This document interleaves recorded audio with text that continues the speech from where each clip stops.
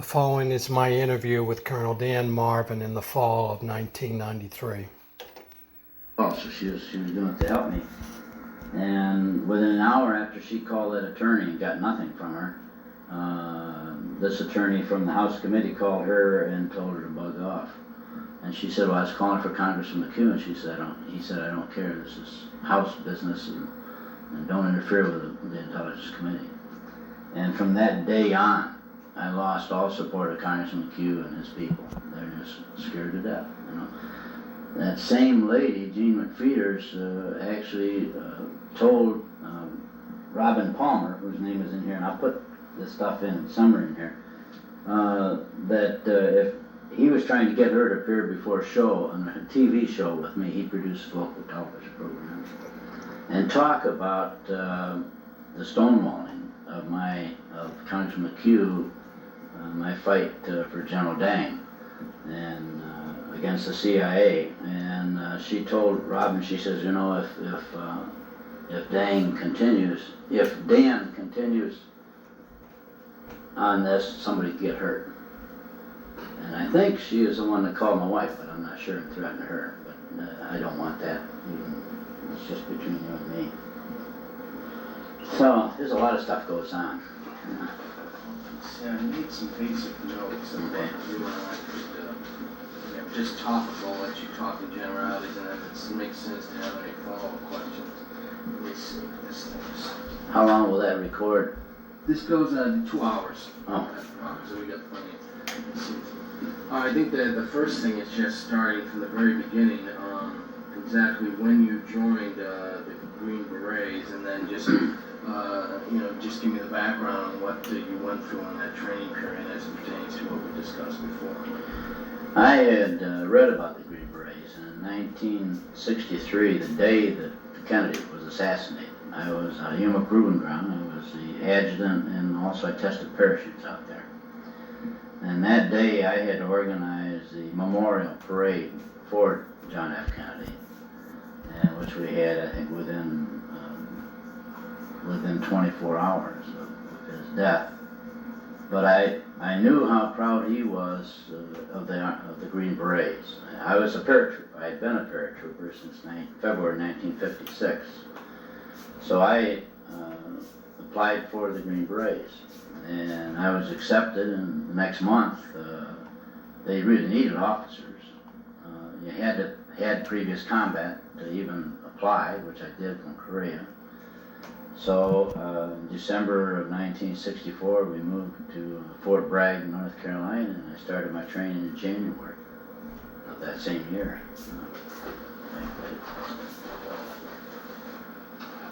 I've got a training certificate here someplace which tells the dates.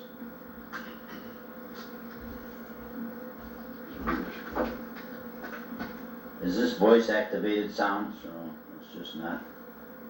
Yeah, it'll run regardless of whether. 15th day of February, I finished the training. You Xerox this one. Oh, I did. Okay. Oh, okay. Actually, while we got it out, why don't I just put it in front of the so we can just. Okay. Is this thing even? Oh my goodness, money.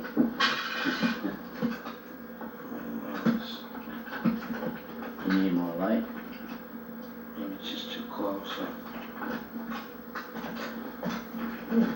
It's a weird focus. No. It's not, Oh, I see what I'm doing here. All right.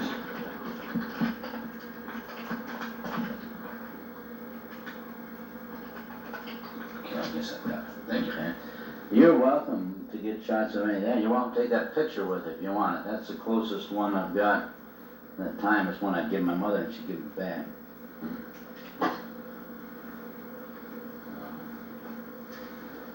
So that's when I went there, and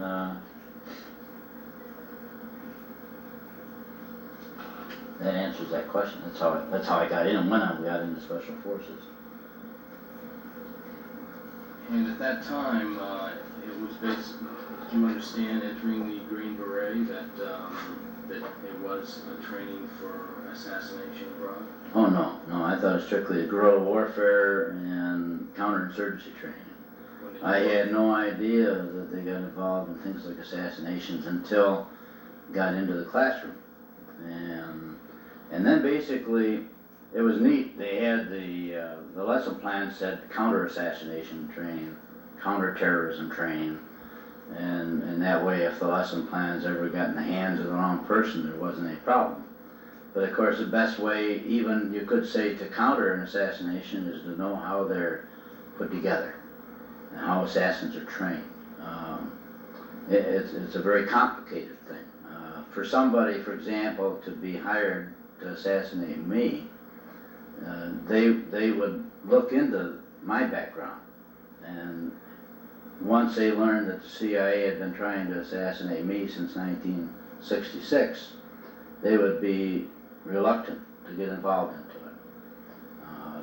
The same as I would be less apt to go back on active duty and be hired to or used to get John Stockwell than I would because one, I believe in what he's doing. He's ex-CIA agent. Yeah, but that's who John Stockwell is. He left the CIA and now he tours lecturing against covert operations. He's part of the Association of National Security Alumni. Or if there's somebody, a highly trained assassin, like when you're more reluctant to get involved unless you have just unlimited time to develop the situation, which of course I wouldn't as a married man. I did volunteer to assassinate Saddam Hussein and I'd be happy to do something like that for the government because I think he is no different than Adolf Hitler. He deserves that kind of treatment. But as an official government act, I don't get involved in assassinations as a person. When the FBI was in my office interviewing me when I was asked for an investigation on this $20,000 payment to General Dang, he asked me, he says, "Aren't you worried that they'll put a bomb in your car?" And I told him, "No, I'm not. That if they were to hire somebody to come put a bomb in my car, that person would be more worried what I did to the car to get the man who would try and put the bomb in the car. And that my place was under 24-hour surveillance. I wasn't worried about anybody coming after me. They tried it a number of times. So basically, the training itself, all of a sudden, we have to go into this top secret environment. And where they have barbed wire all around the classroom and security guards and we went in and of course we were all excited. You get excited when the more danger there is involved in a group of people like the Green Berets, the more the adrenaline starts moving and the more excited you get. It was really strange because they inadvertently let a chaplain, a Catholic priest, into the classroom during the start of the assassination training, and he wasn't even on the roster of people to take it. And when the first coffee break that we had, it was discovered. In fact, one of us, not myself, but another one there, pointed out to the training officer that this man was a chaplain and certainly wouldn't be involved in assassinations. And when he left the room, he said, "Well," he says, "at least I get a general idea when I get out of the military and go back to Chicago how to take care of any competition I have in the parish." But it was a very upbeat thing, even though it's not the nicest thing in the world to do. But we understood that there were times when the American government had to get rid of people, that there was no other logical way to do it without putting a lot of lives in danger. But it was for the national security. I mean, and we were flag-waving people, you know. And I had seen people killed when I was seeing the results of people being killed in Chicago when I was just 9 years old. Saw the first man hanging, Snake Alley, which was kind of the dividing line between the blacks and the whites in Chicago at that time. So we went into the training with the idea that we could be used by the CIA in overseas areas where we were stationed and where we could easily move around. We'd already established cover or whatever, and we would already have intelligence, some of which was provided by them to move about in those areas. And it would be easier for us to do it and place the blame on somebody else because we were there. And we might be already placing the blame on other things we were doing as somebody else. Sabotage or things of that nature, terrorism. What was the date, to the best of your recollection, that this course that you were taking actually took place as it pertained to using the Kennedy scenario for teaching purposes? Do you remember what? Was it just 6 months after the fact? Oh, this would have been probably the first week of February 1964. It had to have been then because we went, this is one course, the Counterinsurgency and Special Warfare Staff Officer course, and that's when it was conducted. Then we went into regular guerrilla warfare course, which lasted until April. So it had to have been done before the 15th of February, and if I remember right, it was the first week of February. How long did the course run? It was just 2 days It was just on assassinations, just on assassinations. So, The course was a 6-week course. I see. There's a lot more on terrorism than there was on assassinations. So, to the best of your recollection, taking it from the very beginning, how did they present this material to you in the context of the course? How did it all come about? Well, of course, the death of Kennedy was fresh on all our minds. And I'd probably guess that 30% of us who were there had volunteered for the Green Berets because of the impact of his death and all of the talk in the Army about the Green Berets. The conventional, I was in the airborne. All of us were airborne, had to be airborne. The conventional Army didn't like the airborne, and they didn't like the Green Berets especially. And I figured that there must be a pretty good place to be if everybody else doesn't like them, you know. And the Green Berets were always at Fort Bragg. They were organized there at Fort Bragg. And I was in the 82nd Airborne Division before I went to Yuma, long before. And I was there at Fort Bragg when the Green Berets were very young. And it always upset us we could never find out anything about them. And they wouldn't, even up until 1967 when I was last with the Green Berets, 68, they would never even allow their area to be inspected by the commanding general of the post. Everything was so secret that it kind of lent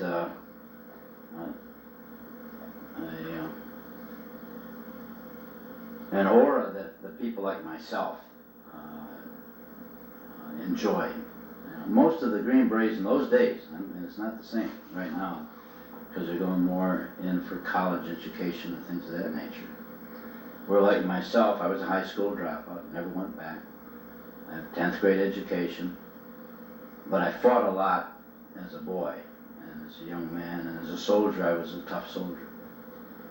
And there's a lot of displaced persons that would fit well into units that would be formed to go over where they came from secretly, and they could speak the native language as a native. And so the entire organization was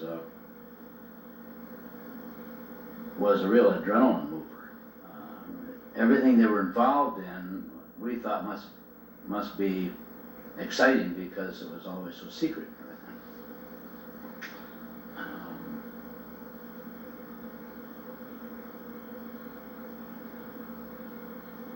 Probably got off track there. I get excited thinking about it. I just even going into assassination training, at first, you know, they stressed this point about national security. And even after we felt that President Kennedy was killed by the CIA, or people involved with our government, including the CIA, we knew ourselves that the conventional military and all of the people high up in the government disagreed with Kennedy trying to abolish the clandestine part of the CIA. We knew that everybody else except Kennedy hated the Green Berets. So it was almost logical in a real twisted way that the same people who were training us could have been involved in the assassination of the very man who promoted us, because of people who didn't particularly like us. And that's strange, really. But we, of course, never thought that we would be involved. We didn't know that they had done anything to Kennedy at the time. We were certain at the time that we would only be asked to get involved in things of this nature when we were overseas, even though a year and a number of months later I was asked to assassinate somebody here in the United States, William Pitzer, Lieutenant Commander, Navy man. But again, it was for national security. He and others could be party to the falling of our government, and right or wrong, the United States government must be protected. At least that's what they impressed upon you. Yeah. Was Mhm. the cases. Well, that was very specific now on William Pitzer, because you don't just go out and agree to kill somebody unless you're sure there's a good reason for it. Although I did not accept the mission. Can you back up and just tell me? Oh. We're going to start. Well, since we're in the Pitzer situation now, can you tell me exactly how that whole thing came about? How you were first approached to do this? It was in August of '65. I already had orders to go to Vietnam, and so did this other gentleman that was approached by a CIA agent through our group commander, Colonel C.W. Patton. I don't know whether he's still alive or not. CIA was not unusual for CIA agents to be on Smoke Bomb Hill, which is where all the special forces were an area called Smoke Bomb Hill in Fort Bragg, North Carolina. We were both on orders at the time to go to Vietnam. So and we were maybe the only two there that were trained assassins at the time. And it made sense that, trying to reconstruct this thing, that if we were ready on orders to Vietnam and then we had to disappear, it'd be easy to cover it by an early move to Vietnam, easier than a desertion, really, as far as the family goes, you know. Although the normal thing, we were taught this in the school, is if you accept a mission, then while you're on that mission, you're just dropped from the rolls as a deserter until you get back. Well, I refused the mission. Oh, anyway, he contacted us and we went and met him out in the open, really, in the group area. This person. No, well, they show you a card, but you don't know if that's the right name anyway. You know, they use all kinds of names. I finally got the name of the man firm in my head that I met in Vietnam later on, who brought the assassination plot for Sihanouk to me and had it verified by an interpreter, but it still could not necessarily be his name. You know? I went to Vietnam with a civilian passport, so you just never know, although they did use the right name. But we met him, this other fellow and I, out amongst the trees there at Fort Bragg and Smoke Bomb Hill, and he introduced himself, and of course Colonel Patton had led us to him, so we knew it was all right. But what surprised me is that he asked us if we wanted to be involved. We usually do things as a team, pair, in Special Forces. If we wanted to accept a mission to kill somebody here in the United States of America. And I told him I just didn't want to get involved in anything in the United States. I didn't think it was proper. We weren't taught that at school.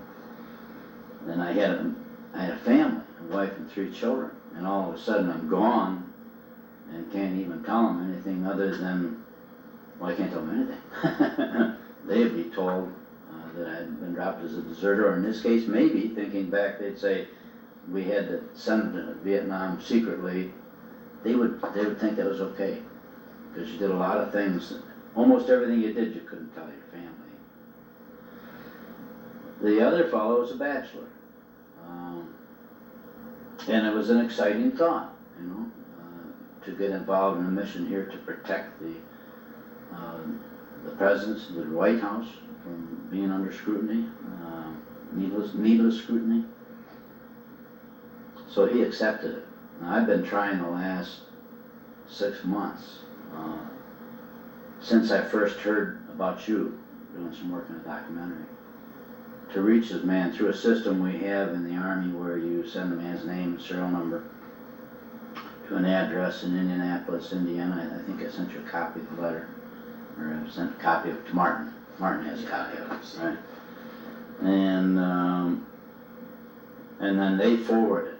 You put his name and serial number on an envelope, and then they forward it to his known address if he's receiving retirement pay or pay of any kind from the government. Under assumed name at this point, or well, at this point, who knows, And I asked him to cross-reference, because I got it back saying I didn't have a Social Security number. Well, we didn't use Social Security numbers in those days. We used serial numbers.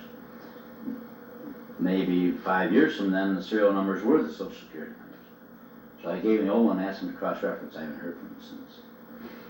And I doubt that I ever will. I don't think he'd want to surface.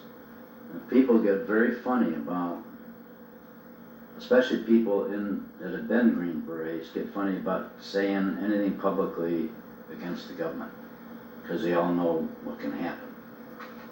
Right up there are my team members from the A-team that were all under the threat of being killed by a CIA order, and yet none of them want any part in trying to uncover that.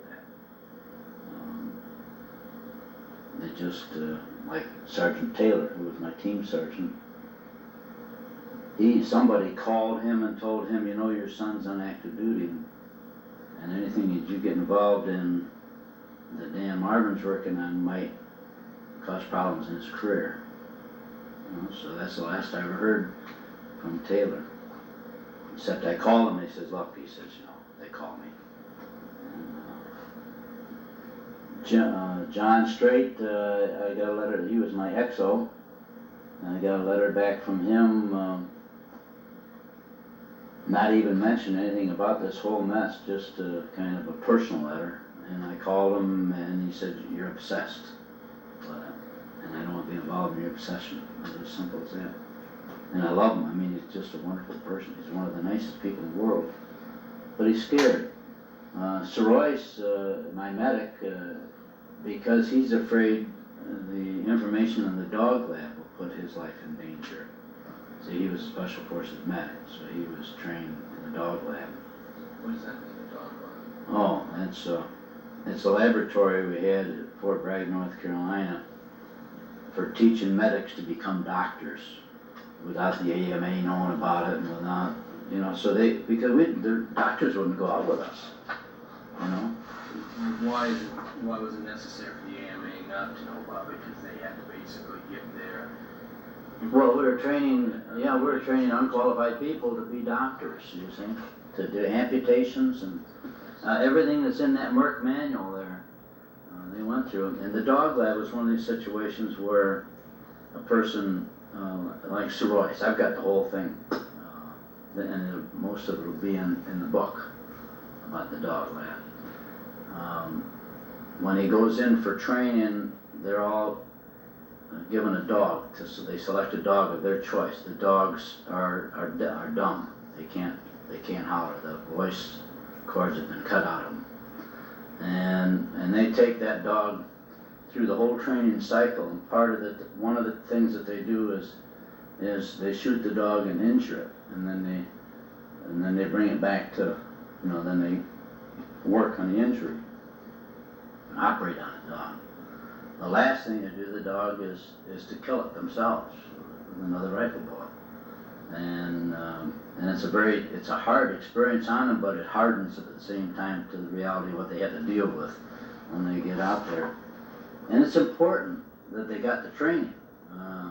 I wish it could have been done by the AMA, and a legally above board thing, so they could have got even better training.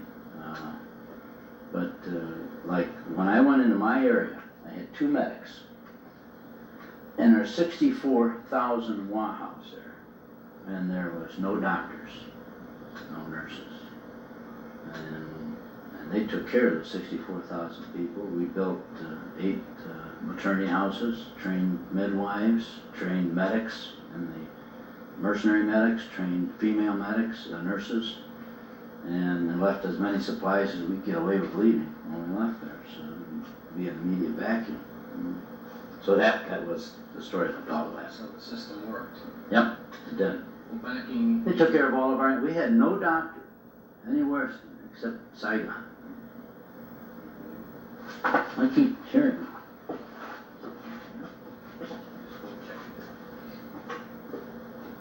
That's voice activated, isn't it? I can pause a second.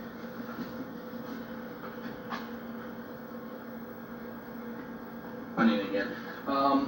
Just backtracking again to the situation where you and this other gentleman, you're not in a position, even at this late date, many years later, to discuss who this other person was who was with you when you were around. No.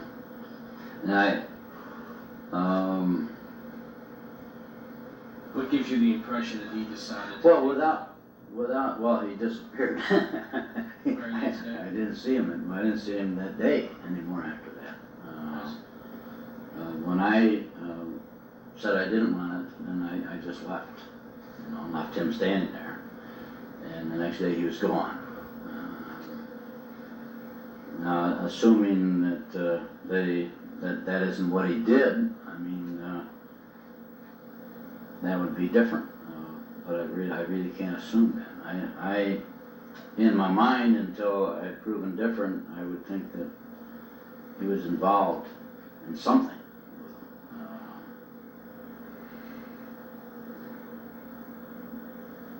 I could not release the name of an active CIA operative. I'm concerned more about his family than anything else. If I could get a hold of him, I'll certainly lead him to you. I'm trying. What was the basis? Martin Kelly's got the name just in case something happens to me. Okay. Well, that's all it's for. But basically, as this whole thing was being expressed to you, what was the exact reason that this CIA man presented to the both of you at that time as to why this particular domestic kit had to be implemented? Did they get into any particulars, and then? They said that this man, let me see if I can remember as close as possible, that he was going to present to the public information that wouldn't be damaging to the United States government about the assassination of Kennedy. And they told you the person's name? Oh yeah, William Pitzer. Actually, it's kind of funny that they gave us a name. I think he just assumed we'd both take the job. But you have to know who it is, because, like I said earlier, I might accept a job to assassinate you, but I might not accept a job to assassinate somebody like me. Okay. He gave us a name. And he said basically that he was involved, he didn't say in the periphery, but in the aftermath, that's the word he used, the aftermath of the Kennedy assassination. And he was threatening to go to the United States government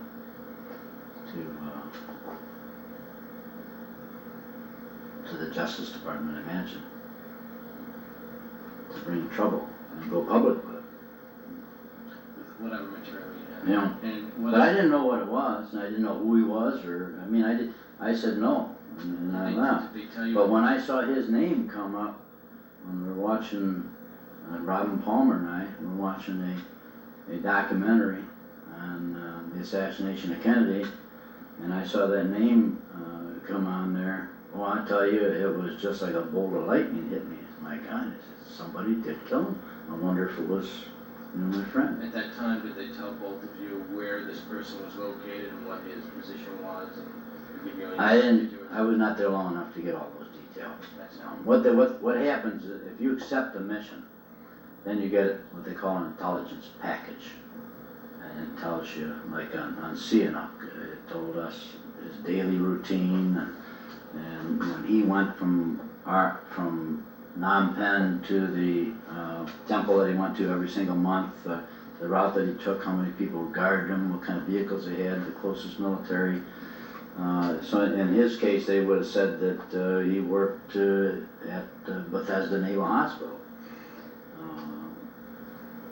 And of course, that would have rung a bell right away with anybody that had any training with the CIA, because we knew that if there's any place where the CIA had contacts, it was at Bethesda. Can we get into that a little bit as far as what you knew about the CIA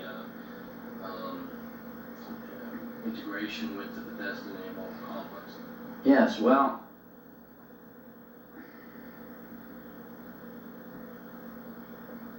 let's go back to the training. Well, before we do that, I just want to establish again for my own edification, what was the exact date that the two of you were offered this domestic hit on? It was in August of 1965. August of 65. Right.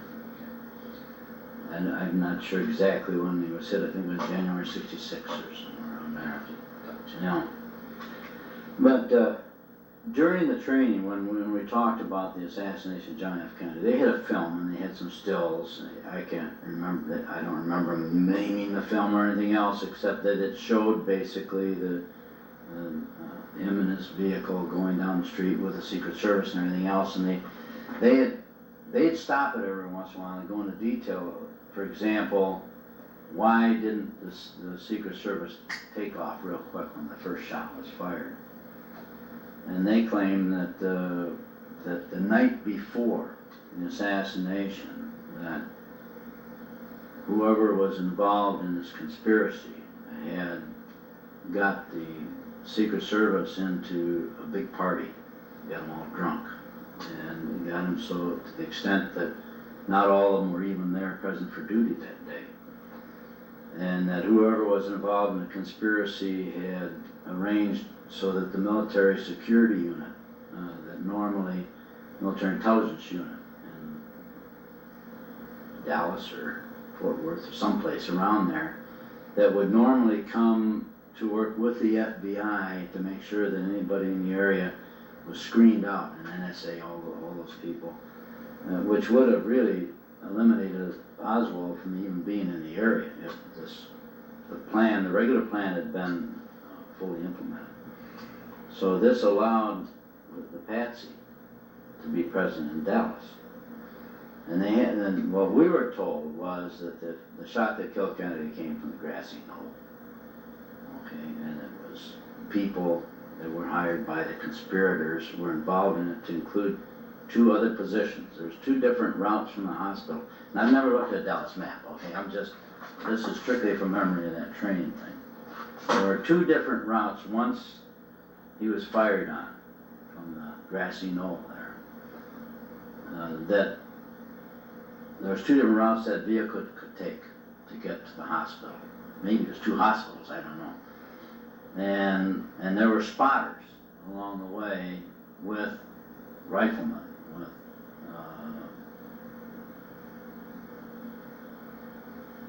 I'm trying to think of sniper rifles, so that if there was any indication from somebody on that vehicle with Kennedy, would have given them a signal and to the spotter, and then the spotter gave a signal to the shooter, and they make sure that he was dead before he got to the hospital. So let me get this straight. Basically, what they were, It was a backup assassin. but they were saying that there was someone actually, which would have to be Secret Service, that was in the Kennedy limousine that would actually give a signal if the job had not been finished. It had to be on the vehicle, because that vehicle could all of a sudden be just going all by itself, hell bent for election in a hospital. So Somebody that could, without a doubt, determine whether the president was dead or not, gave the signal to the spotters. But what they were saying to you, so I understand this clearly, is that somebody inside the vehicle itself was giving that initial signal. Wouldn't be someone That's what I understand. On the street or something else. That's right. All right, and you say there were 4 gunmen? On the street, it'd be kind of hard to tell, because, I mean, you would assume that they'd lay him down if he just wounded, and there's no way you could tell from the street. I see. And There's 2 positions, someplace along 2 different routes, to the hospital or the hospitals, I don't know which. and they had additional gunmen. Mhm. But going back to Dealey Plaza, how many guns did they say they actually, hypothetically, if you want to call it that, say were implemented? I'd say 1 to actually do the shooting in Oswald, who did shoot, but to be the patsy. And everything, he did not know about any of these other people. Oswald. Were they trying to, in explaining the usage of a patsy in this kind of scenario, were they saying that he was actually in that window firing, or that there was someone else that was playing the role that he ultimately ended up being the patsy for? No, I assumed that he was in that window from what I heard. In fact, they have pictures of him. 8 pictures, still pictures showing Oswald in that window. But he didn't know anything about the other thing, you know. It's kind of like, it's no different than if we were to go in on an industrial sabotage mission, and we'd do it so that somebody else would get blamed. Maybe somebody who'd just been hired to come from a competitive company, and I mean, a lot of assassinations and industrial sabotage, all those things take lots of time to set them up so that you always have somebody else being blamed, if possible. Possible denial is the... That's right. That's right. That's the key. The CIA, is proficient at. Do you recall going back to the photographic and film material that they showed as part of this course to give you an idea of the scenario? How much of that do you vividly remember as far as what they pointed out and what they showed you that they felt was important in explaining how this whole thing was implemented? Well, I can tell you this, and Robin Palmer could back me up on this. When the movie JFK came out, I had not, since the assassination train itself, seen or read anything. I had none of these books about the assassination. Robin Palmer called me. He'd seen the movie, I think, twice already. And I had told him about my training and my own theory on the assassination based on training that the people who taught us were the people who did it, or in the same organization. And he'd always, as Professor Pierce Williams, a local man here, didn't believe me. Thought I was just talking out both sides of my head. And like Pierce said the other day, he says, "Now I'll believe anything you tell me." Especially with Foy finally coming to this country. Foy can verify the assassination thing against Seaman. That's why I was worried about him. But I told Robin before I went, I wanted a few days, and I want to sit down here and I want to write out everything that I remembered about that, and just go over that in my mind, so that when I went to the in fact, it's in my book someplace. When I went to the movie with him, then it would not taint my recollection. Okay? And that's what I did. And I went to the movie, and when we got out of the movie, I told Robin I had to go back and see it again, and we did, or I did. He went back and saw it 3 or 4 more times, I think. Because everything in that movie was right on target, and of course the General Y, who is Colonel, what's his name, Prouty. I had worked, I never had met him personally, but I had sent messages back and forth with his office when I was in Europe working on unconventional operations over there, and when I was in Vietnam and Thailand mostly. So I was very familiar with that office, because whenever we wanted to do anything secret, or get anything secret, that's who we dealt with. I mean, even if I wanted an airplane, a special kind of an airplane, I could order it from his office to the Army part of it and get it. But Fletcher Prouty was his name, right? It all just hit me like, hey, that's everything that I knew, except that we were told about the spotters, and I told Robin about them right away. I said, you know, there was 2 more people that just probably didn't have to be used. Now that all added up once I saw your thing, because all of a sudden there's 3 assassins that were hired by somebody to get involved in this thing, and I bet if you were to find them people, that investigative reporter that was working on that, or I don't know whether it was a detective or what, if he could find those people and they were to tell him, I bet you it would verify exactly the way that I learned in training, that they were in different locations, 2 of them, and that one of them was on the grassy knoll, and Oswald didn't know anything about it. I believe that. I think Oswald looked very sincere when he said he didn't do it, you know. And why else would Ruby be asked to do it? And of course he had connections with the CIA before that. I don't know anything about that. But I think you mentioned to me in a letter a while back that it was common knowledge that Bethesda. Well, before we get to Bethesda, it was common knowledge among your group that organized crime was used by the CIA for domestic jobs, and the Green Berets were used. Yeah, I'm glad you mentioned. So could you elaborate a little bit on that? Well, in fact, that's the reason why I refused the job on Pitzer. We were told that our training was to help us, to help them, to get rid of people in overseas locations. Okay, the Green Berets had people all over the world, you know, in various kinds of activities. But the Mafia was used here locally in the United States, and I know it's presumptuous of me, but when Joe Hill and I went up to Natick, Massachusetts to do some secret testing, everybody was so afraid of us.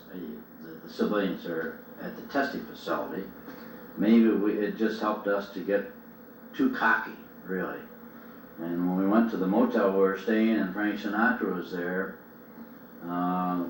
we just felt that there'd be a lot of people there, the company. We weren't really doing anything about it until all of a sudden drinks started showing up at our table. And I asked the waiter who was sending the drinks. He said, I can't tell you. And he came over about the 3rd time, and I grabbed his arm and said, I'm going to break your so-and-so arm if you don't tell me who it was. So he pointed at this fellow, and I tell you, he looked like out of the movies, you know, what a mafia man looks like, a pinstripe suit and all. So Joe Hill and I got up, and you saw in that picture that Joe Hill's a monster of a man. He's like John Wayne, 6'4", 240 pounds. And he and I walked over to the table and confronted this man that was sending us the drinks. And he said, well, he says, the reason I did it is that I've never seen a captain and a sergeant get along together in the United States Army. I said, well, we're Green Berets. It's a little bit different than Green Berets. And then we sat down and started talking with him, and I mentioned my training. NCOs did not get assassination training, just officers. And we just got on with each other. And then the next night we saw him again, and sat at the same table, and then eventually we got to go meet his father, who was the head of the mafia in that area. And we're even taken around, introduced to some of the police that were on the take. And when we finally met his father, and were actually offered a job as a hit team for the mafia, I asked his father, I said, did anybody in the CIA contact you about the Kennedy hit? And he says, well, the company called me, or somebody in the company called me, where's that effect? And he said, I told him we don't have any problem. We don't have the trouble with the Kennedys in Massachusetts. But it wasn't an unexpected question from me to him. I mean, I think it's just a matter of fact that that happens. An interesting thing is that for a long time, the FBI had their own hit teams, 2 of them. Now, this is what we were told in training session. In fact, one of the books that we got as part of the training to read had FBI library stamped on the inside cover. And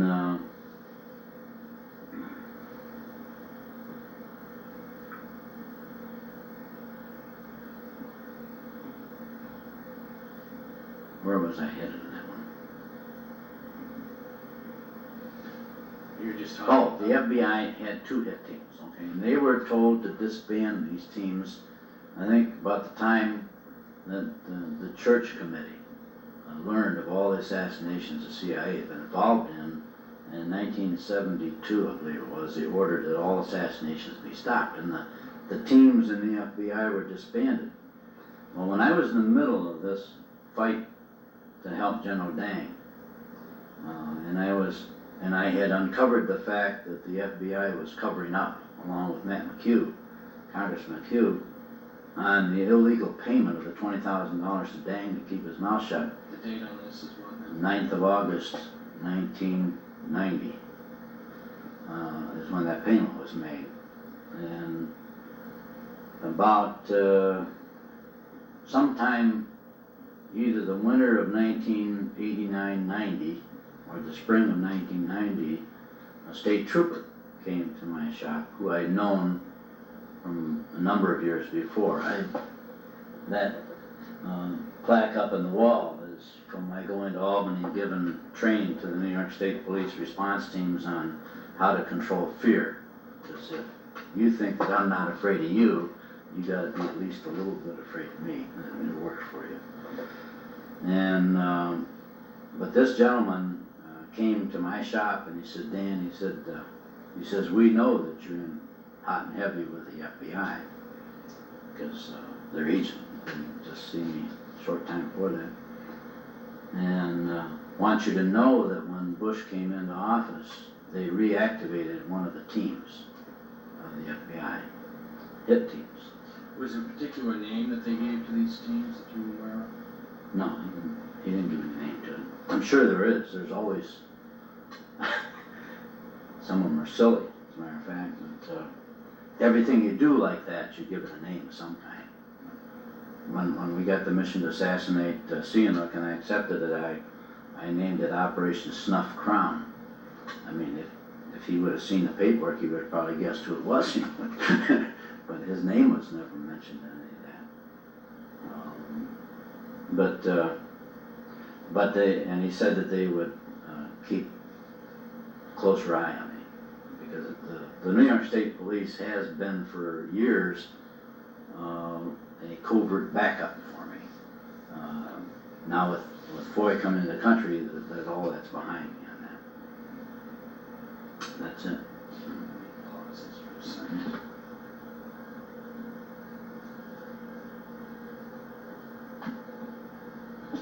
All right, let's see where we want to continue here. Let's go back for a second to, you were going to tell me a little bit about the CIA influence at the Bethesda Naval Complex in those days. I had heard that there was a particular building in that facility called NAMRI, Naval Medical Research Institute. which was used for experiments on baboons for biochemical warfare, I think, that kind of thing. To what degree did you hear about CIA involvement in Bethesda over a period of years? I'm glad you mentioned that, because that may have been key to the reason why it was even discussed with us, because part of our training was biological warfare, and the top secret parts of it, where we actually, in a scenario that we played in the classroom, put some vials of different things in a Otter aircraft, single engine aircraft, and flew down with one Otter over an area, let's say the whole middle section of Florida, and in that one mission would be able to virtually paralyze that whole area because of a dread disease, and of course all the medical facilities and everything else. And we were told that there was testing that was ongoing completely away from the normal testing facilities at Bethesda, and they said there was a large CIA influence at Bethesda. When I was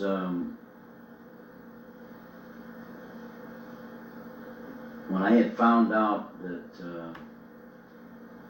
Dang was in all the trouble he was in with the CIA years later, what I told you before was back in 1964.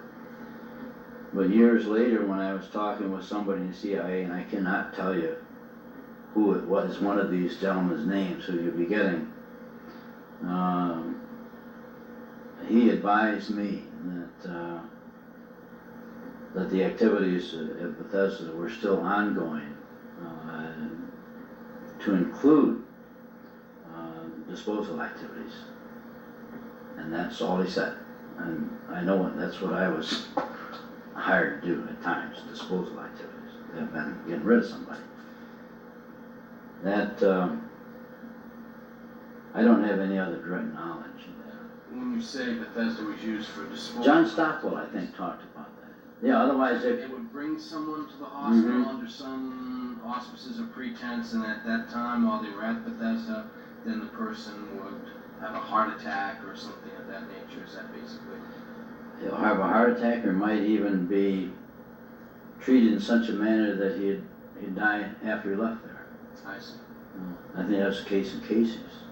Yeah, you want to elaborate on that a little bit, because you had some personal concerns that motivated you to contact the media regarding William Casey at Bethesda. What was that all about?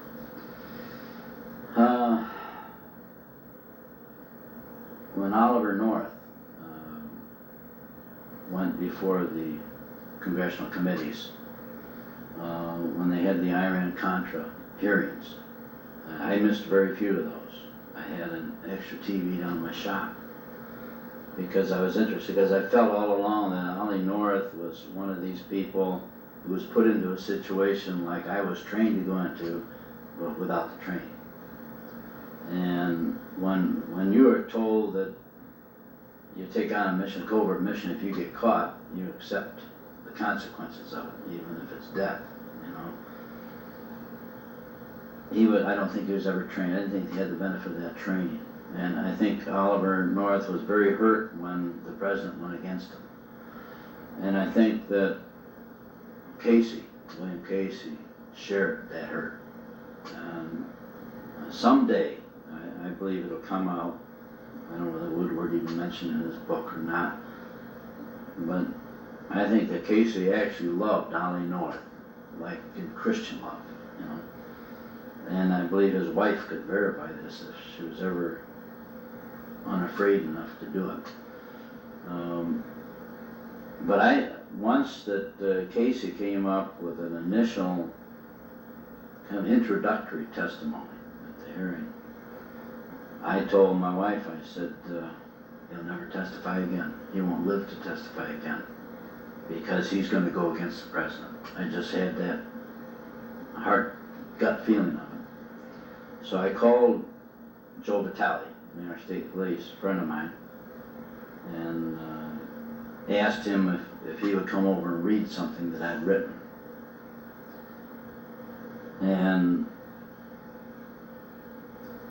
In fact, I don't even have a copy of it now. I sent my last copy to the Association of National Security Alumni, and when you contacted me, I asked to have it back, but I haven't got it back yet. But I don't know if all the media keeps those things or not. But I asked Joe to come in and read it. And basically what I had written to all the media, I mean NBC, ABC, CBS, Newsweek, Time Magazine, all of them, was that that Casey was in danger for the reasons that I just stated to you, of dying in the Bethesda Naval Hospital. And that I knew for a fact that Bethesda was used by the CIA to dispose of people. I don't know if I used that word or not, but whatever words it would take to kill people that the government wanted to kill. And I told them why, and I never got so much as a response from any of the media, none of them. And it actually happened. Not exactly in the time frame that I said, but he never got to testify again. And he did die, but he died at home, I think. But I'm sure in my mind, in my own mind, that he didn't die of natural causes. I think if he did die of natural causes, they were induced, by unnatural means. And I believe that's why Nancy Reagan, when the president was scheduled to have his annual physical there, demanded that he go someplace else for his annual physical that time, and he did. I tied that in, maybe nobody else in the world tied it in. I did. I believe to this day, CIA has influence there. They got influence in too many. They got influence, there was a book out about, a novel about the infiltration of TRW by the CIA. I know the wife of the man of the CIA who actually masterminded the thing. The reason I think about it is because it's affected me and my ability to even get a credit card. Because TRW is always the agency that ends out going over my records, and I can't get a credit card. It's a great place to have CIA influence if they want to control. Well, the neat thing about it is they have access to the records of just about every American, one way or another. And they have a way to get to it if they don't have it already. Amazing. Do you know much about, especially where he was involved early on in Vietnam and then retired and then came back to Vietnam during the Johnson administration? Do you have any knowledge or did you have any contact with General Edward G. Lansdale? No, I know he directed the CIA for a while. Why do you ask? Lansdale. Because there is a feeling that there's a possible connection between Lansdale and the Kennedy assassination. And he was probably superior over at the Pentagon. I was going to say, if there was a tie-in, it's because he was tied in on the cover-up end of it, and as a joint effort between the CIA and the Defense Intelligence Agency. It's all one big secret structure, I think. When I was able to use it to the advantage of the American flag, I thought it was great. I thought it was wonderful, because we could do anything we wanted to do and have a cover-up mechanism in place so that if it got blown, it was covered, a plausible denial thing. I would say this, that William Colby, I've got a chronologue that I'll put together for you if we got some time in this thing, a month or so, that pretty well ties in William Colby with any assassination plot that I have been involved in or aware of or accomplished or that General Dang was involved in or aware of, and also Major Foy. Through the years, from 1963, the Knoll brothers, all the way through the Kennedy assassination, the replacement of the government by people that we wanted in there in Vietnam. And I have to relate it strictly to there because I know, and also, of course, the Prince of Cambodia. I know about those things. I know the things that we were involved in Thailand too, but it's, I was not involved in assassinations over there. William Colby seems to be there every time in a position of authority. When he's there, a good share of the time, President Bush is there too. What is your knowledge of George Bush as far as going back to the early 60s? Because there was talk of him being if not a contract agent, certainly someone friendly to the CIA going back to the late 50s with his oil company operations or whatever. I know nothing other than what I've read about that. There was no personal thing. No. Getting back. I do know this, that when I wrote, I was having a terrible time trying to force our government to do an investigation to clear General Dang, even though I had letters from 3 star officers and generals in the Army, and letters from the 2 heads of the CIA in Vietnam that cleared him. I had a hard time getting the government to actually physically do that, have an investigation so I could get him to Canada, where he's living under an assumed name, into this country. And the investigation didn't start until I wrote President Bush, and I told him that I was familiar. I have a copy of the letter here, my copy, with his personal involvement in the closing of our borders to Dang when he was heading the CIA. Within 2 weeks of that letter, the investigation started, and he got his visa issued. I've never been able to get the government to say officially that he's cleared, but he did get his visa, which he couldn't have got if he wasn't, in a permanent visa.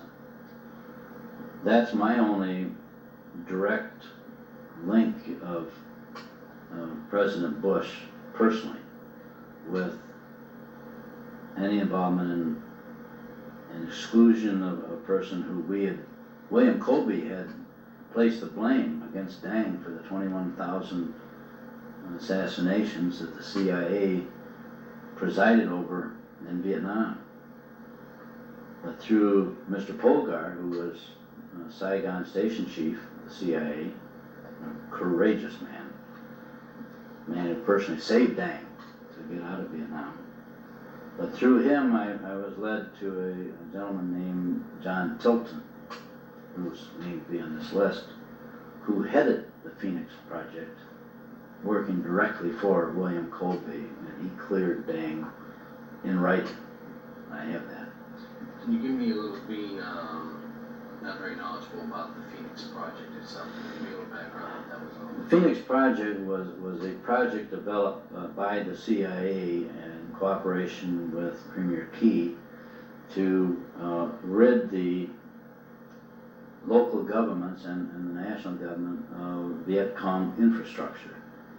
They would have in places a double government, more or less, and then they would infiltrate gradually the regular government. And so they set up a number of teams, mostly Vietnamese, some headed by CIA agents, others headed by Green Berets. I refused to let the teams come in my area. I had control of my area. I had total control. And I didn't want anybody interfering with it. And I didn't want anybody killing people in my area that didn't need to be killed. I figured we had a handle on all that stuff. They ended up, William Colby testified, I believe it was 1972, that there was a total around 21,000. He didn't call them assassination, Viet Cong infrastructure deaths.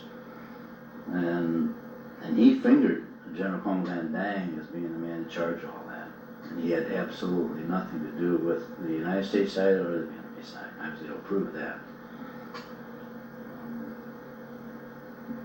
But Phoenix was, it was successful, if you read the CIA's side of it. And I believe it was, for the most part, successful, but it was also a way that if you were a villager and you had a real enemy in that village and you wanted to get rid of him, you could report him as being a communist agent and he'd be snuffed out very quickly. There wasn't very little checking and cross-checking, you know. And you don't have time for that kind of stuff when you set up an assassination apparatus that's based on armed, organized teams going in right out in the open. I mean, there was no covert thing to it except that we didn't know about it in the United States.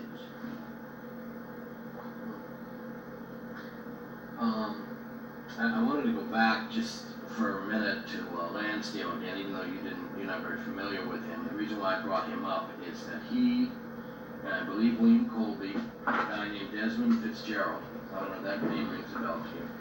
And I think they were all people involved with black operations during a period of time. I think Desmond Fitzgerald was in clandestine operations in the CIA. No. And The other two were not. Well, William Colby was, but I mean, right. Lansdale and Prouty. Lansdale was a hybrid. He was Pentagon, but he was also CIA, and I think there was a lot of those kind of unique people. Let me tell you there, I got a name on here. It's interesting that you mentioned that. Desabry, William R. Desabry. I have not been able to get a hold of him. Is it William Desabry? No. One of the generals that had supplied a clearing on Dang when he first tried to get into this country, and I have not been able to, Richard G. Stilwell, retired Army general, no address or phone. I've been totally unable to get a hold of him. Dang has been unable to get a hold of him. Found out why. He was, one of the books here tells about his personal involvement as an agent of the Central Intelligence Agency in Vietnam. And he was the head of a certain part of the operations over there. So it's so hard to tell who's good guys and who's bad guys. Who's walking which side of the street, or whether they're walking the lines in the middle. And an interesting thing is, and I ran into this in trying to deal to help Dan get into this country, is in almost every situation that I've been involved in with him, there's always two different channels. There was a group, I believe, under the direction of current people in the CIA, current back in '88, and from '75 to '88, that were trying to get Dang across the border to kill him or kill him inside Canada. And some of this is verified by, not verified, but talked about in newspaper articles in Canada. And then there was another group that were working with Polgar, and Sam Jaffe, people like that who wanted to help him. So within the same agency, you got a two-track thing going. I think is a lot of it is set up just so they can take care of worrisome problems. Good cop, bad cop, only the bad cops are real bad cop. Well, in those days, it was possible that certain people in CIA corporate might not be aware of what certain people who were CIA/Army intelligence or Pentagon might be doing as far as these type of hybrid type of people being used or implemented by forces outside the CIA. Say that was absolutely a normal situation, even in an instance which was all pure Army. When I went into Vietnam and I was given the opportunity, it's always a volunteer thing, to command the independent warfare operation at An Phu. One of the things that I was told right from the start was that my B detachment commander, the man that I would normally report to, the man that everybody else would think I was working for, would have no knowledge of my covert operations. He would have no knowledge of any tie-in between myself and the CIA as an independent operation. Every single operation that I've ever been involved in with the CIA has been compartmentalized, so that there's always a break in the command structure. And when somebody like, I always think of Bush, I guess, when he said he was out of the loop, you could be directly in charge of that operation and be out of the loop. Not know a thing about it going on. Directly in charge of the activity that's accomplishing that mission. And ultimately that allows you plausible denial under oath. That's it. That you can honestly say, as William Colby has said, as Richard Helms has said in front of a camera, no, we knew nothing about Lee Harvey Oswald. That's right.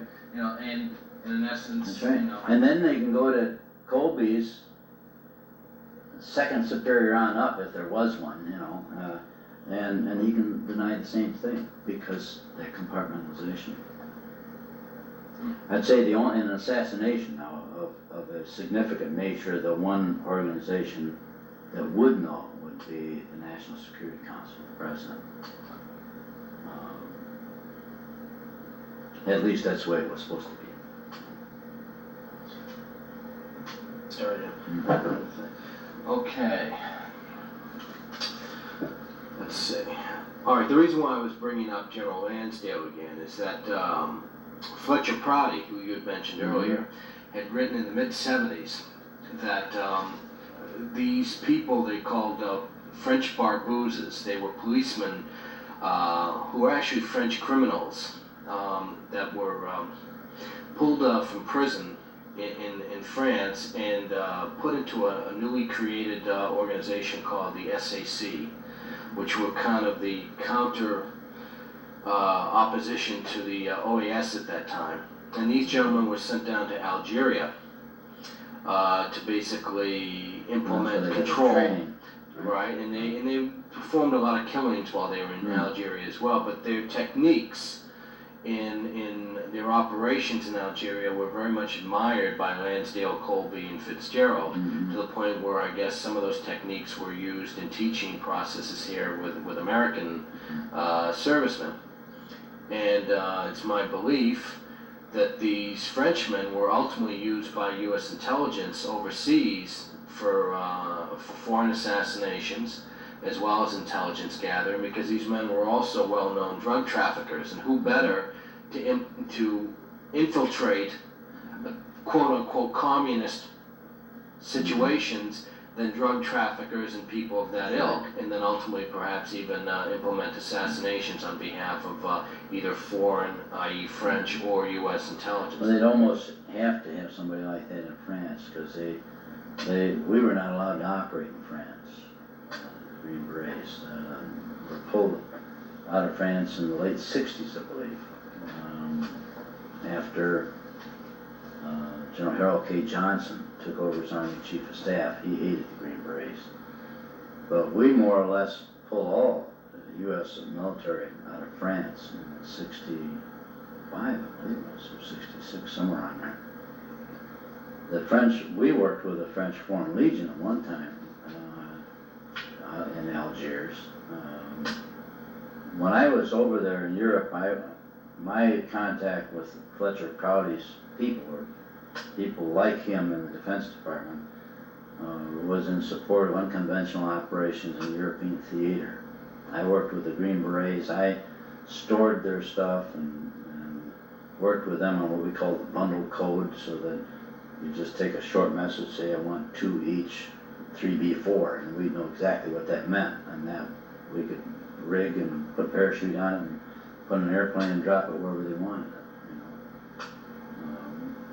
But to the best of your knowledge then, especially in the training that you received in assassinations at Fort Bragg, there was never a mention made of techniques that were... That was before their time. Because these Frenchmen that I'm discussing were, I believe, performing these kind of assassinations overseas. I don't know. Maybe even in the Congo, before your courses actually, happened. So I didn't know whether that was brought up to you or not, but... Well, that is possible. No, we were not told anything about a French connection, so to speak. I see.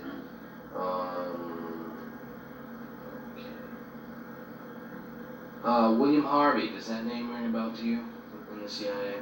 Never heard that name. Okay. Did you ever hear of a CIA domestic What I'm saying out here, I might have read about him or something, but I'm not no personal, personally. right. No knowledge of a CIA domestic assassination team called Hambro. Ever hear that name?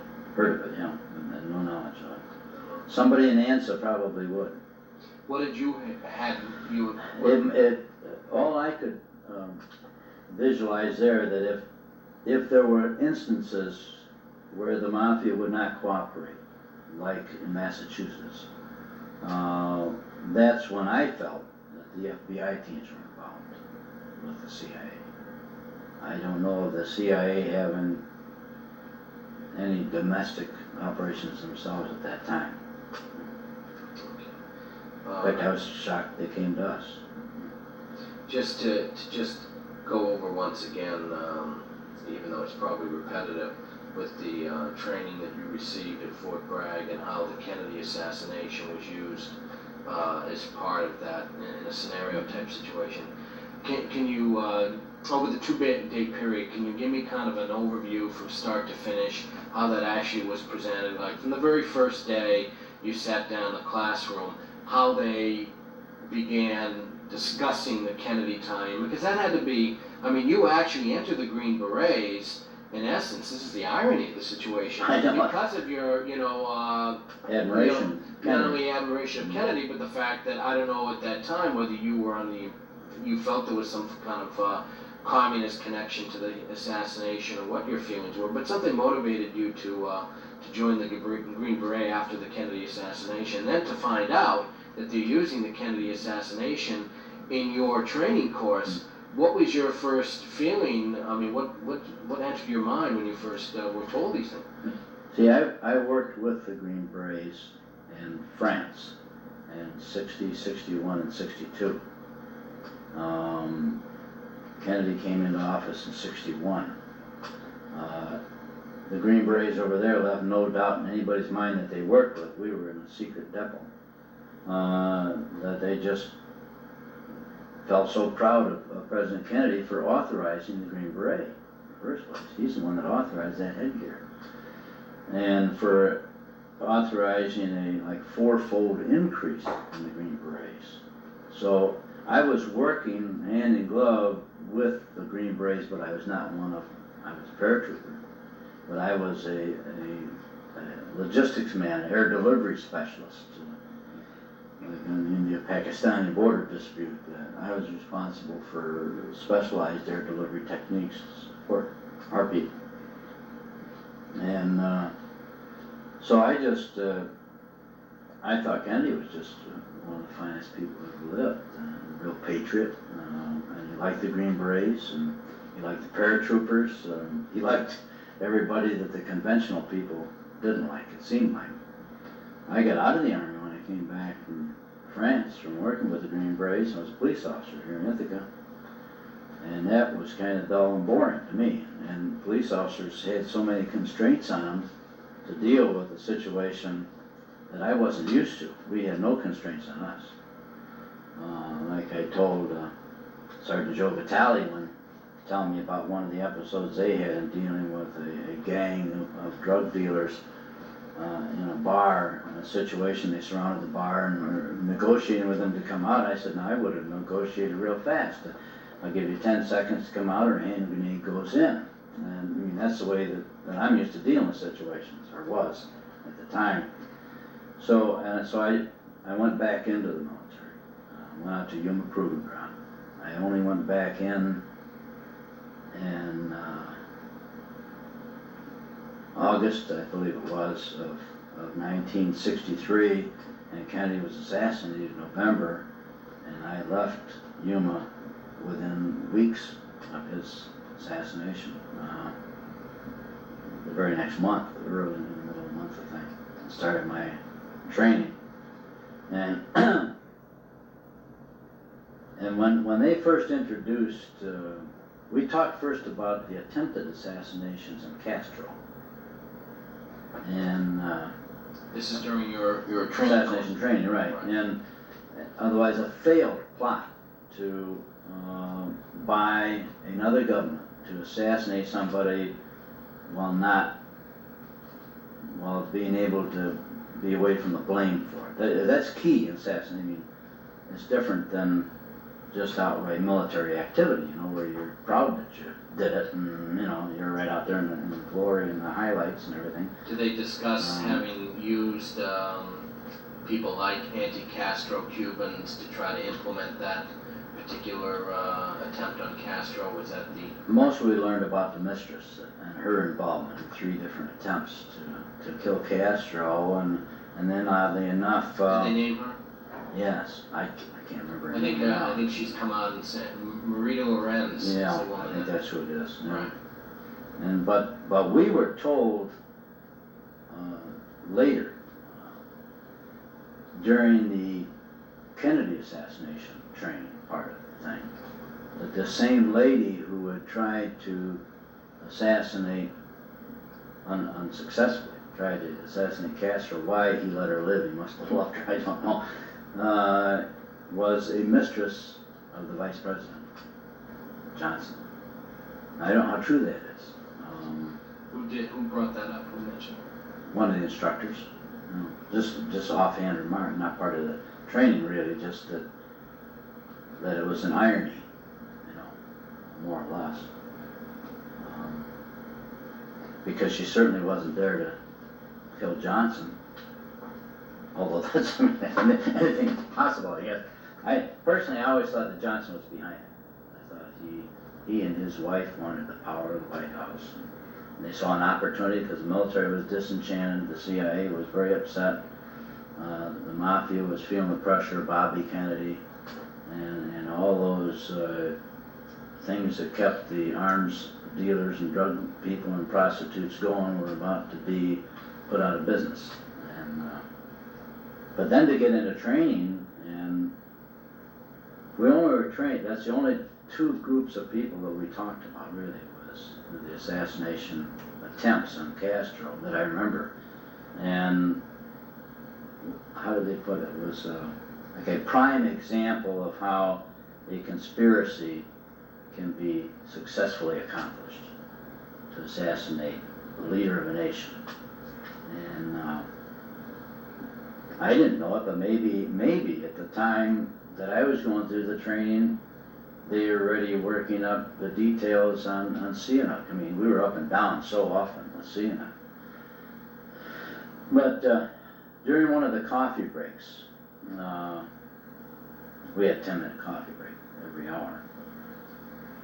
And one of the instructors made an offhand remark that led a couple of us anyway, there were 6 of us that we were trained, to believe that the CIA was involved in it. And that really hit me hard at the moment, you know. And somebody, I don't know whether it was this friend of mine who eventually took this other mission or not, somebody asked if there was any probability that our government was actually involved, that President Johnson was actually involved in this, and of course it was denied officially. But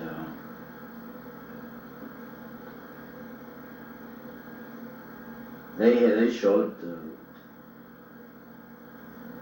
rationale that they had behind the assassination of Kennedy was the mafia's disenchantment with him, and the fact that the ability of the United States to maintain a global influence requires covert activities to accomplish things in other lands that we couldn't otherwise accomplish, and that a lot of people were involved in those kind of things, and there was just an awful lot of factors involved in developing the conspiracy. We knew that the Army generals were against Kennedy, except for our general, our Special Forces General, General Yarborough. I don't think there was another general who openly supported Special Forces. And when we started putting all that together with Bobby influence to anti-mob and everything else. And if the mob was in fact used, that's an interesting thing I hadn't even thought of till today. They pointed out, the instructors, how the mafia was also used by the CIA in activities abroad also. And so though we recognize that the mafia was not a good thing to have in the United States, there were parts of it that helped us to maintain national security. I mean, that sounds stupid, but that's a fact. You want your lunch, don't you? So, on the first day after they got past the assassination attempts on Castro, Mm-hmm. then how did they segue into the Kennedy situation? Did they just first show you films and photographs? This was unsuccessful attempts. This is the way that it was done successfully, I see. and how it was done so that the blame was put on parties that were not even responsible for it. I see. I think initially, from what I remember, the instruction is that it was geared to try and blame the Russians for it, which was totally unsuccessful. And the Cubans, of course, as the tool of the Russians, because of, and I think that's why we had the Castro thing first, even though it was also as an unsuccessful attempts, is that it kind of led into this as being that the Castro government was part of the plot, the conspiracy. Well, when you say the Castro, I mean, basically, did you get more of a sense that whoever domestically was involved in the Kennedy assassination ultimately very much wanted that to be connected to Russia, to Castro? Is that what you mean? Yeah. And I knew, see, we had, it was two different special forces A-teams, that's an A-team, that went into Cuba to train Castro's cadre to beat Batista. And it's really, we had involvements with so many people who ended up to be our enemies that it really got confusing after a while. And then you just decided that the man in the White House had to know, somebody up there knew who was good and who was bad, you know, and you reacted accordingly. I think we've done that in more than one case. We've ended up with the wrong government and that we helped put in, especially in Vietnam. That was the case over and over again there. Of course, the worst thing we did in Vietnam was get our country involved in the conventional standpoint. So we left it up to those of us who knew what we were doing over there. So they now get into discussing how a successful coup d'etat can take place and then laying the blame on someone else. They never said coup d'etat, but a conspiracy to kill a leader, right? To kill a leader, right. Mm-hmm. Now, at what point do they implement photographs and films and show and tell and explaining and stopping, starting the film at a certain point? Can you remember? I know it's quite a few years ago, almost 30 years ago, but I'd say the film was the lead-in after they just said, you know, now we've covered unsuccessful attempts, now we're going to talk about the conspiracy that worked, so to speak. And then the film came on. It's just like when our next big block of instruction was terrorism. And how we introduced that is somewhat similar as far as shock effect. All of a sudden the classroom became black, and all of a sudden there's characters up on the stage playing Viet Cong and Vietnamese villagers, and all of a sudden some atrocious acts of terrorism take place right in front of our eyes, simulated, of course. And then the lights come on and we talk about it. Well, that's what happened with the Kennedy thing. We saw him being hit. And I think the thing that I remember, if the only thing from the film specifically, it seems like Jackie ended up with his brains in her hands, or his head in her hands, brains gushing out. And And that was so horrible. They had some kind of close-up of that was so vivid that, you know, Yeah. there was no imagination on your part as to what was going on. No, You it's could the only see thing I really remember about it. Now, whether that was blown up, you know, from the film they had, I don't know. But I'd say typically of something like that,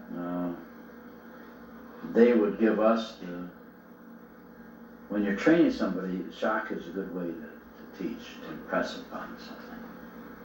And all of a sudden there he was, dead, you know, beyond reasonable doubt, as far as we were concerned. And then they went back through kind of a timetable, you know, developing an assassination and all the factors that you have to consider: personalities, traits, the events that are scheduled to happen over a certain period of time. What force do you have to counter to get the job done? You know, the Secret Service. You have to get somebody infiltrating the Secret Service, right? So they basically stated in this course that it was established that there was some kind of infiltration within the Secret Service. Absolutely. To carry it out. Absolutely. And especially because it was the Secret Service who controlled the invitation of other resources to work together to maintain a safety net, you know, around the president. I wish I could remember the name or the unit designation of what it was, but I think key to it was that military intelligence or military police force or whatever it was that was stationed there in that area that was supposed to come in and provide protection. The FBI was supposed to take into custody anybody like Oswald, and they didn't. Why didn't they? You know. So within the course, they actually stated that the FBI, Army intelligence, people who would prep the area ahead of a president arriving to make sure that anybody that would be at all suspicious would be brought in for questioning. All these things were basically controlled to the degree that they were never implemented the way they should have been, That's right. say, during Eisenhower's administration when he would make a trip somewhere, and so forth and so on. But you know what's interesting is that they could have. Now, I mean, we got a lot of could haves in this thing because you don't document assassinations. Thank God for that, I guess, in the past. Except that it'd been nice if we knew the whole truth about this. Is that it would be very easy for whatever organization element that was perpetrating this, who had the confidence already of the military and the CIA clandestine services and the military intelligence services, to convince the FBI or whoever that was supposed to come in there that Oswald was really one of ours. You know, and hence he could get through, and he wouldn't be screened. Why could he be in that building overlooking the parade route? Did they then discuss, once this person Oswald was to be set up as the patsy, if you may, did they discuss the after effect as to how they quickly implemented to initiate his arrest? Was Army intelligence or CIA involved to any degree in quickly securing Oswald after the fact? Did they discuss that at all? I think it was all set, if I remember right.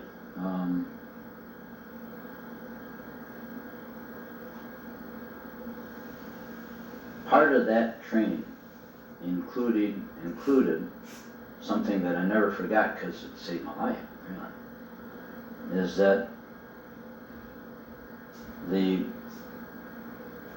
whoever is running this operation has to know what's going to happen to the key elements in it, where they're going to go, you know, after the hit, who goes where, you know.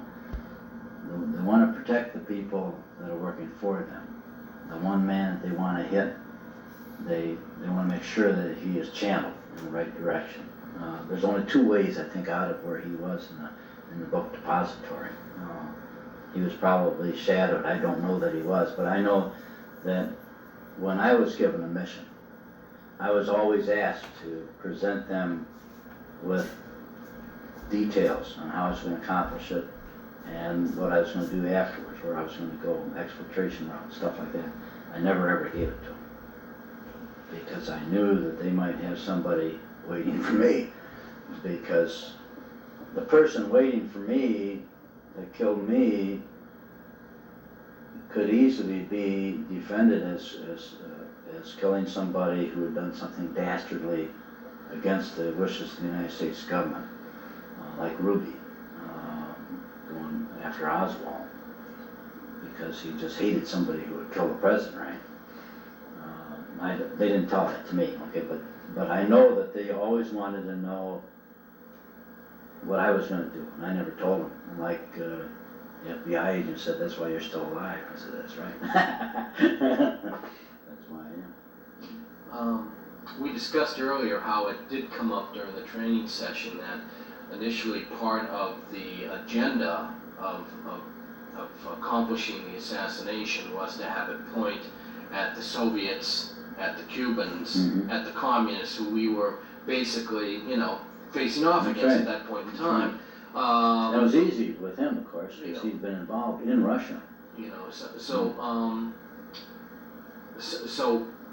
to get this straight, rather than a cover-up taking place initially to just point toward one lone dissident, they wanted it to come out. I'm just asking you, if this came out in the course. Initially, they wanted people within the military wanted this to be pointed at the Soviets and the Cubans for the very reason that then we would have some motivation nationally to finally give the army, if you may, the military powers that be, the green light that Kennedy wouldn't give them in the past. So that's what they saw as part of the asset of the assassination and they in fact mentioned this during the course as something they had initially hoped would come out of it. Oh, absolutely. Yeah. Did they mention why it never did? I don't know, but I don't believe they mentioned any grand scheme other than to point the finger at the Russians. But it never was, really, in the long run. No. Did they say why that never happened, or? Well, that was before it didn't happen. Well, that was very close. A few months after the Yeah, fact. So. no. I don't know, when was the Warren Commission report released? Sometime late in '64, before the election. So sometime late in '64. Yeah, that was way after our training. It seemed logical to me, well, I think it did come out in the report where Castro's people were involved. And Castro would be the tool of the Soviet Union, you see. They were supplying him all his weapons, his arms, his money, and everything else. That would seem to make good sense. Getting back to the film they showed you for a second, the reason why I bring this up is because a year or so ago you did then have the opportunity to see the Oliver Stone movie, JFK, a couple of times, and there's a Zapruder film toward the end, and the courtroom scene is very prominent. Now, I don't know whether you had an opportunity to see the Zapruder film before seeing it in the context of the movie JFK. First time all right. that I remember seeing it, named Zapruder. Right. Was that the same footage that they showed you in '64 during your assassination? I thought it was. I tell you, I had goosebumps all over me when I saw that. I told Robin, that's right back from the classroom.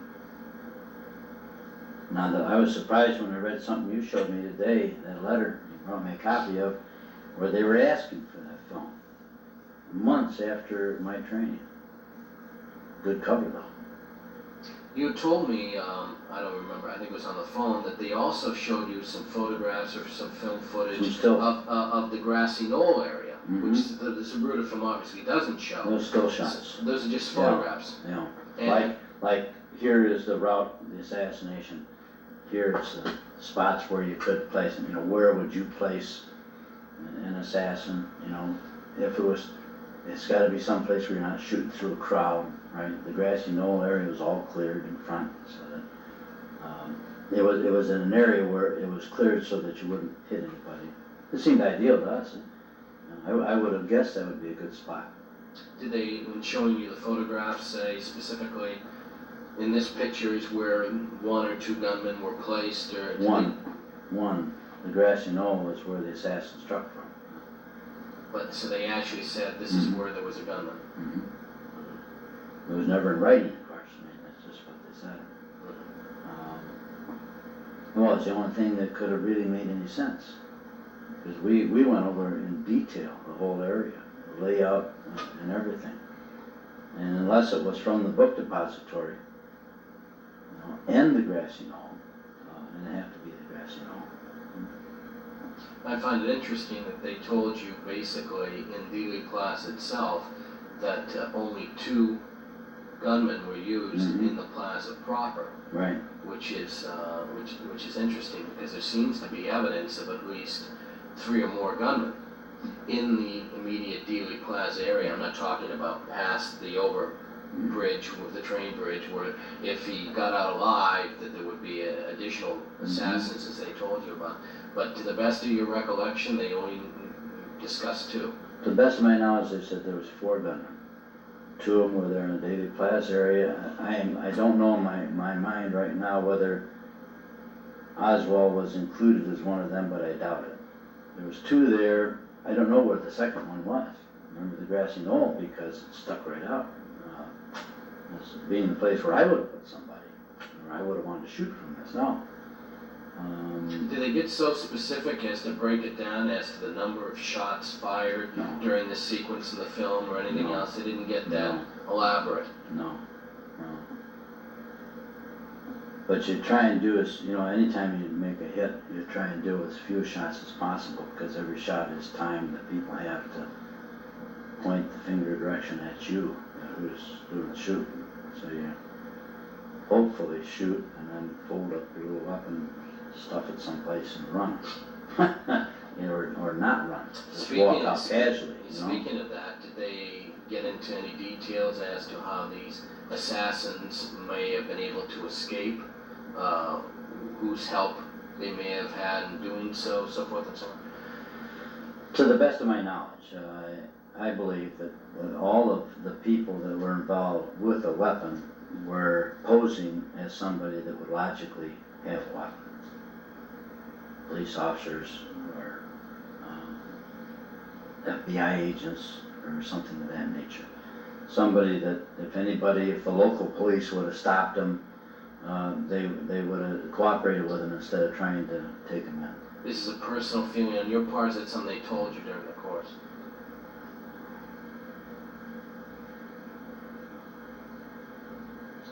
I'd say it was part of discussion on cover, on how you cover, just like anything I may have been involved in.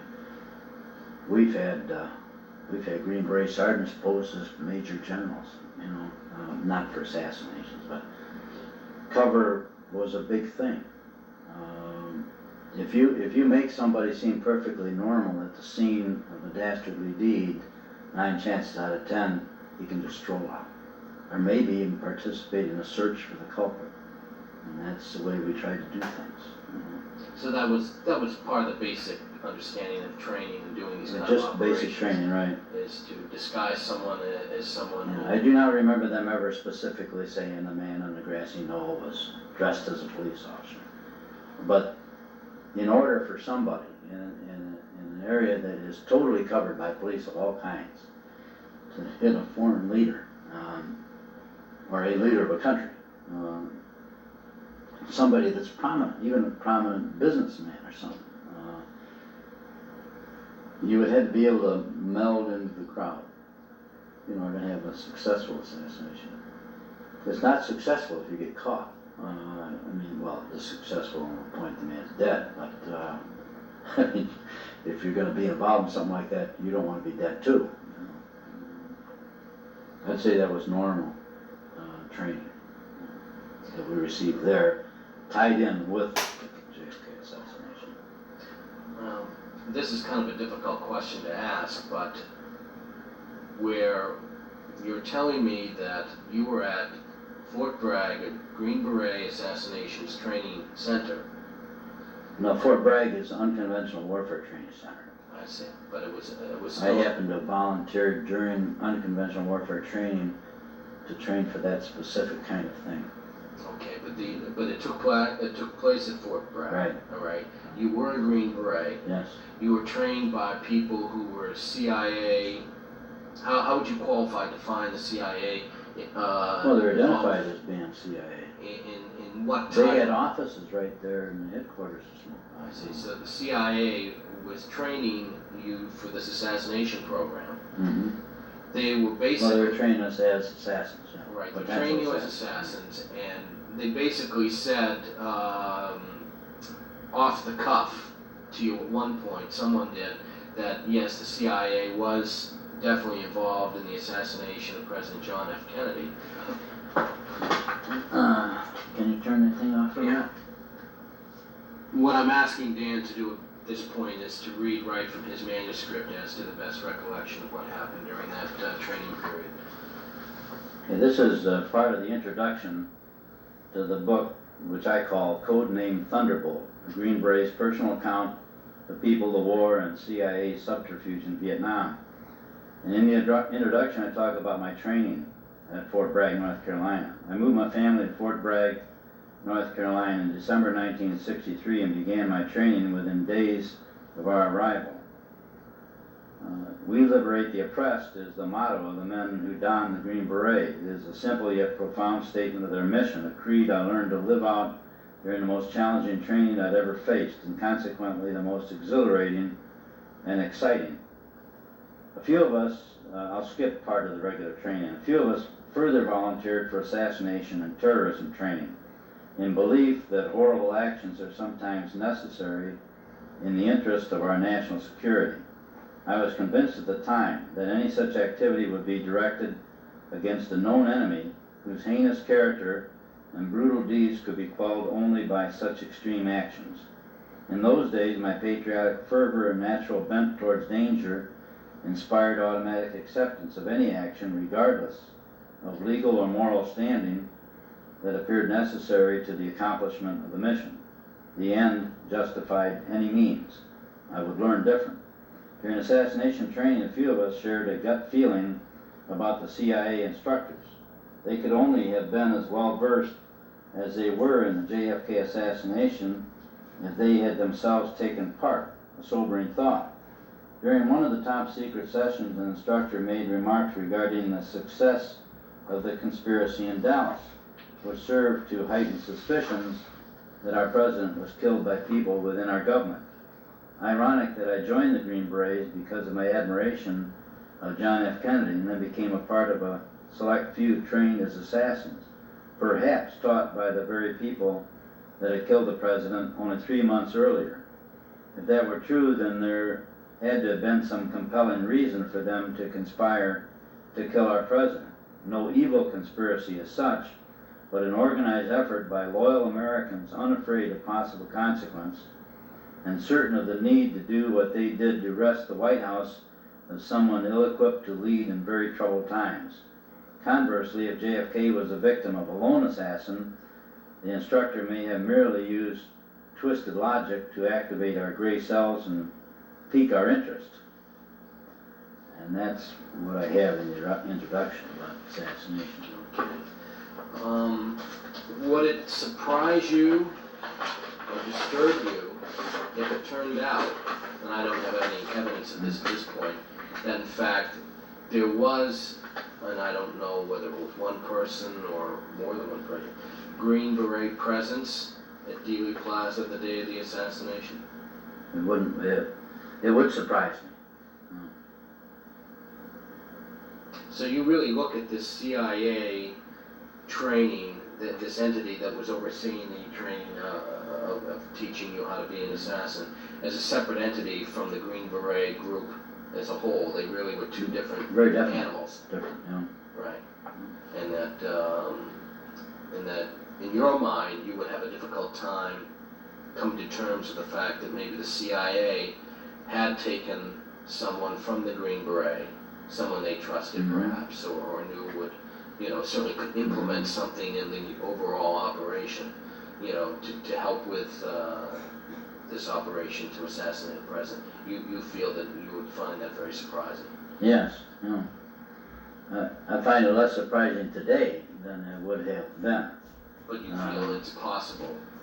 Well, after But they approached me in August of 1965 to make a hit here in the United States on somebody that was involved peripherally with the JFK assassination, then I have no doubt in my mind that they're probably using or have used Green Berets in that situation. Well, To kill somebody here in the United States. as well as abroad. As well as abroad. Yeah, I would say that abroad would be a very definite use of Green Berets. When you say abroad, can you expound on that beyond your knowledge of how the Green Berets were involved in Vietnam to, was it something that was also done in other countries, say before Vietnam or after Vietnam, still fighting the communist insurgents somewhere else in the world? I think that there are certain organizations within this country that are always searching for an enemy. And I do not know of any involvement of the CIA in assassinations other than what I was personally involved in. And my training and what little I knew about the William Pitzer thing.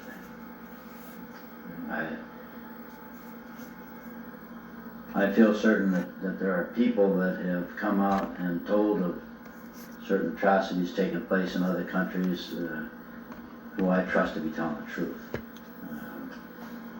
In fact, there was a quote in a book one time about a director of the CIA or the clandestine services part of the CIA who said it was real neat that they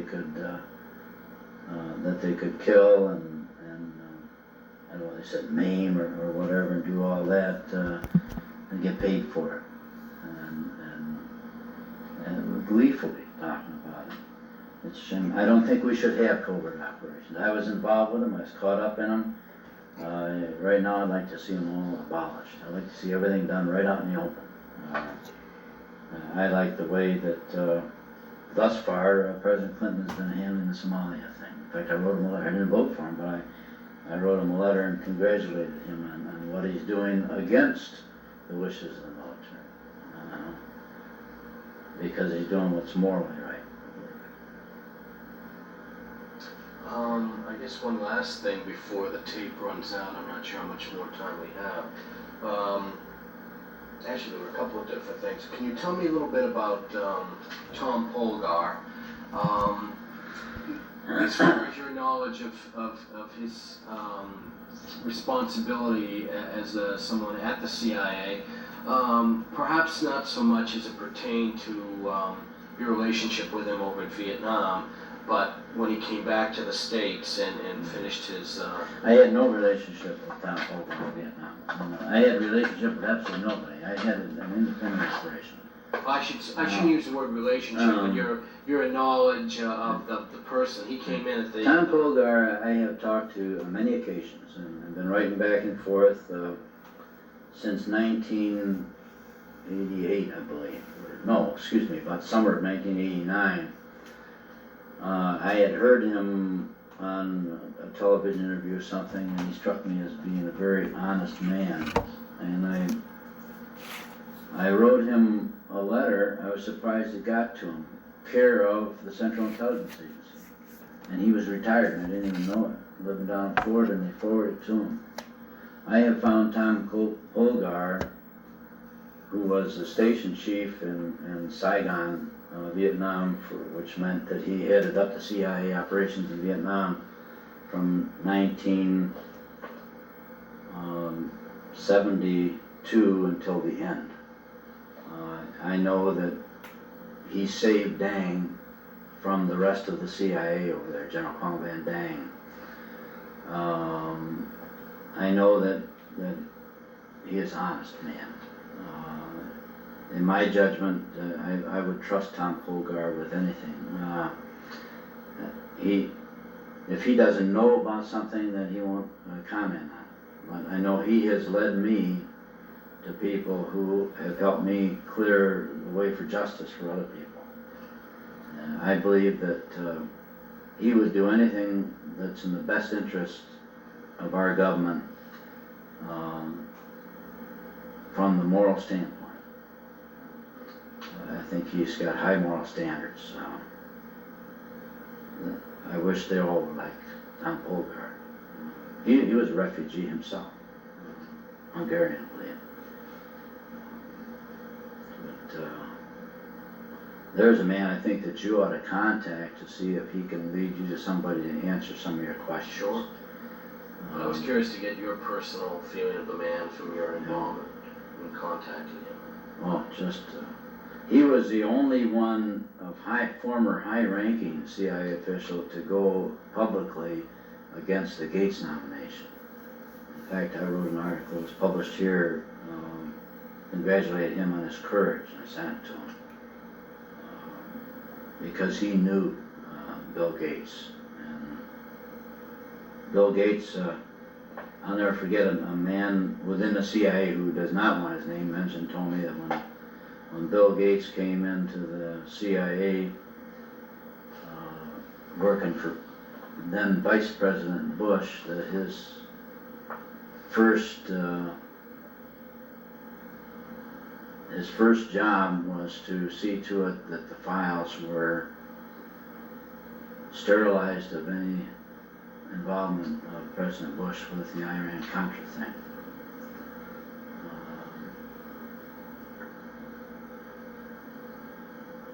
And I just, and he was politically oriented instead of truth oriented. Like that. But he got in anyway. He got in. I've got a letter from Tom Polgar. You'd love it. And I'd have to get his permission to give you a copy of it. But what he says in it basically is that the senators on the Intelligence Committee are so ingratiated to the CIA appointee, in that particular instance Bill Gates, they have no choice but to confirm. Too much known by the CIA and too much intimidation. It's tough. Let me tell you, it's a lonely fight when you fight them. Makes David Goliath look like, That's right. If I didn't have the Lord behind me, I'd been dead. I mean, dead. Well, I tell you, you've done an extraordinary job in helping those two gentlemen reach this country safely. So happy You about should be that. quite proud of that. I don't know how much time we have left, but the last person I wanted to ask you about was how you happened to get in contact or involved with the dealings of Jack Brazil. How much do you know about this man? I don't know if it's the same man. You see, the Jack Brazil that I know,